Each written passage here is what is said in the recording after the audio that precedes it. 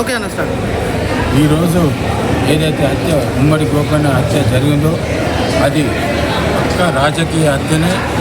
ఏది వాళ్ళు ఒక సెకండ్ రాజకీయాలు చేసిన వర్గం వారు మా బంధువులను తీసుకొని వాళ్ళ ముంగట పెట్టి వేరే వాళ్ళందరూ కలిసి హత్య చేయడం జరుగుతుంది. ఎందుకంటే రాజకీయంగా ఈ జిల్లాలోనే ఒక ముదిరాజు బిడ్డలలో ఏకైక ఆర్థికంగా రాజకీయంగా ఎదిగినటువంటి వ్యక్తి ఉమ్మడి గోపన్న. ఆయన జీర్ణించుకోలేకనే కుట్ర పని మొన్ననే కాదు ఇంతకుముందు కూడా హత్య ప్రయత్నం 2 సార్లు 3 సార్లు చేశారు. అప్పుడు కూడా కంప్లైంట్ ఇస్తే ఎవరు పట్టుకుచ్చుకోలేరు. అదేవిధంగా అతను గన్ లైసెన్స్ కూడా పెట్టుకుంటే అది కూడా ఇంకా ఏది ఇచ్చినో లేదో అదే పెండింగ్ ఉంది. ఇంకా అయితే మేము ఒక్కటి మీ దారి తెలియపరుస్తుంది ఏంటంటే ఈరోజు ముదిరాజు బిడ్డలందరూ ఏకమయ్యిండ్రు. ఇప్పుడే కదా గతంలో కూడా అయ్యిండ్రు.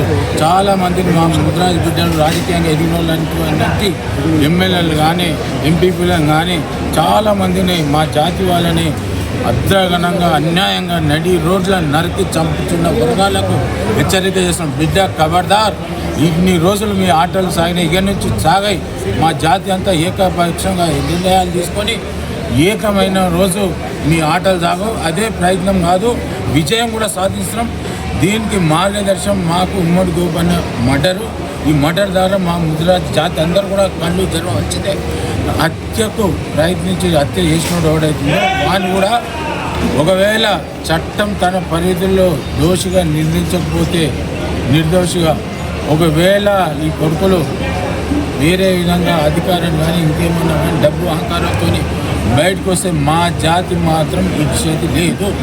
ఏది ఏమైనా సరే మమ్మల్ని జైలు చేస్తారా వేయండి, మమ్మల్ని మర్డర్ చేస్తారా చేయండి, కానీ హత్యకు హత్య చేస్తాం మేము క్లియర్ కట్గా. దానికి మాత్రం సందేహం లేదు.